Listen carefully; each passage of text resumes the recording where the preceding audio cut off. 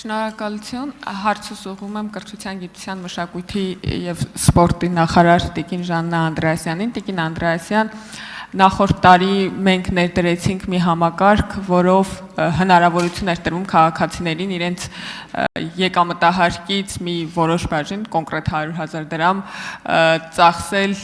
կրթության ուղղությամբ, եւ մեր նպատակը այդ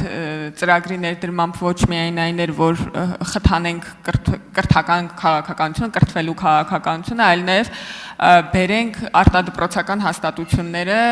լիցենզավորման դաշտ։ Ես կարծում եմ այս մի տարին երևի բավականաչափ ժամանակ է կանգ առնելու եւ տեսնելու թե ինչպիսի արդյունավետությամբ է համակարգը գործել եւ եթե դուք կարող եք տվյալներ ասել մոտավորապես ինչքան կազմակերպություն կամ անհատ է լիցենզավորել իր գործունեությունը վերջին տարվա ընթացքում եւ որպիսի հասկանանք արդյոք դա կապ ունի մեր քաղաքականության հետ թե չէ համեմատենք նաեւ դրա նախորդիվ շրջանում ինտենսիվության հետ այդ կազմակերպությունների լիցենզավորման Խնդրեմ, հարցին կպատասխանի Ժաննա Անդրեասյանը, համեցեք Տիկին նախարար։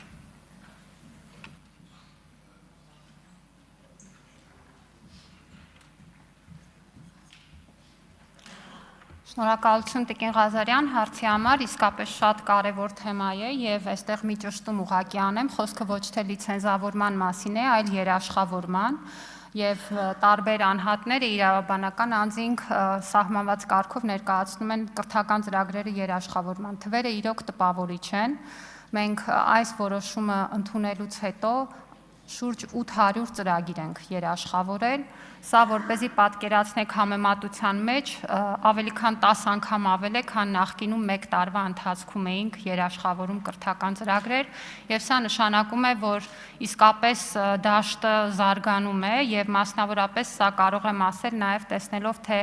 ինչ կազմակերպություններից ենք ստանում կրթական ծրագրերի երաշխավորման հայտերը եւ թե ինչ ուղղություններով Եթե ուղղությունների մասին խոսենք, պետք է ասեմ, որ շատ պրակտիկ նաև դասընթացներ են ամենատարբեր ոլորտների, այդ թվում տնտեսության, սպասարկման, ծառայությունների ոլորտներին վերաբերող եւ սա նշանակում է նաև, որ կա այդ պահանջարկը։ Ու ես հատկապես սոցցանցերում հաճախ եմ տեսնում նաև, որ որևէ մեկը գովազդում է կրթական ծրագիրը, շեշտելով այն հանգամանքը, որ դա երաշխավորված է նախարարության կողմից եւ հետեւաբար համընդհանուր հայտարարագրման շրջանակներում սոցիալական կրեդիտի ենթակա ծախս է։ Եվ այդ տեսանկյունից կարող եմ ասել, որ իսկապես շատ մեծ շարժ է սկսվել եւ այս տարի դեռևս հունվարը չի ավարտվել, բայց մենք արդեն 100-ից ավել ծրագրեր միայն հունվարի սկզբից ենք երաշխավորել, ամեն օր հոսքը շատանում է եւ դա ցույց է տալիս, որ իսկապես կրթական ծառայությունների շուկան, ոչ ֆորմալ կրթական ծառայությունների շուկան ակտիվ զարգանում է։ Բայց քանի որ այս թեմայով խոսեցինք, կուզեի ձեր ուշադրությունը հրավիրել եւս մեկ հանգամանքի, իրականում եկամուտների համընդհանուր հայտարարագրման համակարգը նաեւ դասագրքերի դիմաց վարձավճարներն է սոցիալական կրեդիտի հնարավորության ներքո դիտարկում եւ սա նշանակում է, որ 5-ից 12-րդ դասարանների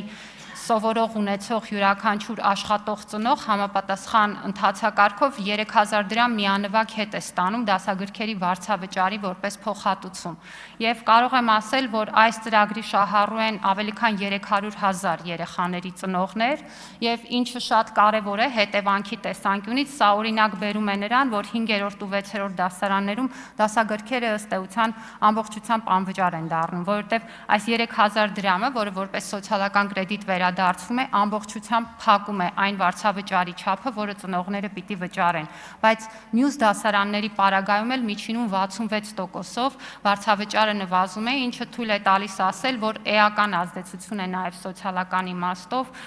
ավելի համատարած ու մասսայական բնույթ կրող գործընթացի համար։ Շնորհակալություն։ Արձագանք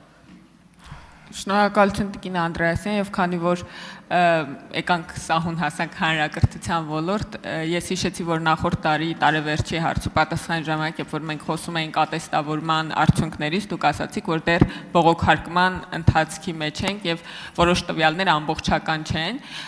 Ես կուզենայի, եթե այս պահին ամբողջական են տվյալները այսինքն ակնհայտ է, որ այս բանը արդեն ամբողջական են, ասեք ինչ արդյունքներ ունենք, լավ կլինի որ համեմատեք նաև նախորդ տարիների հետ, որպեսզի այդ դինամիկան երևա,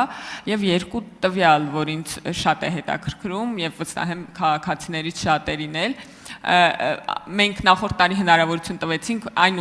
ուսուցիչներին, ովքեր որակավորում ունեն, բայց դպրոցում չեն աշխատում, նույնպես մասնակցել ատեստավորմանը, ինչպիսի արդյունքներ ունենք դրսից ուսուցիչների մասնակցության եւ համակարգ մտնելու եւ նաեւ այսպիսի ես գիտեմ, որ այս թիվը չեք կարող ճշգրիտ ասել, բայց մոտավորապես այսպիսի մի բան էլի, վերջ ասում եմ պարոն Սիմոնյան։ Մենք ասում ենք, որ 13 ուսուցիչ 700,000 դրամ ծավել է ստանում եւ դա տեսանելի չի, բայց եթե օրինակ մենք մասսայաբար մի թիվ վերցնենք եւ ասենք, թե Հայաստանում քանի ուսուցիչ է օրինակ 200,000 դրամից ավել ստանում, մոտավորապես այս թիվը կարող ենք այս պահին պատկերացում ունենալ։ Շնորհակալություն Տիկին Ղազարյան, կամավոր ատեստավորման արդյունքները ամբողջությամբ ամփոփված են 9602 ուսուցիչ, որը մեր ուսուցչական կազմի շուրջ 31%-ն է, մեր ամեն երրորդ ուսուցիչ հաջողությամբ հաղթահարել է ատեստավորումը եւ ստանում է բարձրացված վարձատրություն եւ սա իսկապես բավականին լավ դինամիկա ու առաջընթաց է։ Ընդհանուր առմամբ մենք ոչ միայն կամավոր ատեստավորման ուղղությամբ ենք այս տեմպը տեսնում, օրինակ տարակարգին դիմելու եւ տարակարգ ստանալու տեմպը ավելի քան 3 անգամ աճել է եւ այս քաղաքականությունները ունեն կոնկրետ արդյունք ու կոնկրետ հետևանք, որովհետեւ նախորդ տարի մեր դպրոցներ մտել են շուրջ 4000 նոր ուսուցիչներ։ Նրանց 80%-ը միջև 45 տարեկան մարդիկ են, ովքեր ընտրել են մանկավարժությունը, ուսուցչի մասնագիտությունը, որովհետև տեսնում են կառավարության քաղաքականությունը եւ տեսնում են, որ կառավարության քաղաքականության շնորհիվ ուսուցիչը մասնագիտական զարգացման համապատասխան խողովակներով արժանապատիվ վարձատրության հնարավորություն ունի։ Ինչ վերաբերում է 200,000 եւ ավել ստացող ուսուցիչներին, կարծում եմ շուտով առողջապահության ապահովագրության համակարգն կտա դրա պատասխանը, մենք լրացուցիչ այս թիվը նույնպես կներկայացնենք։ Շնորհակալություն։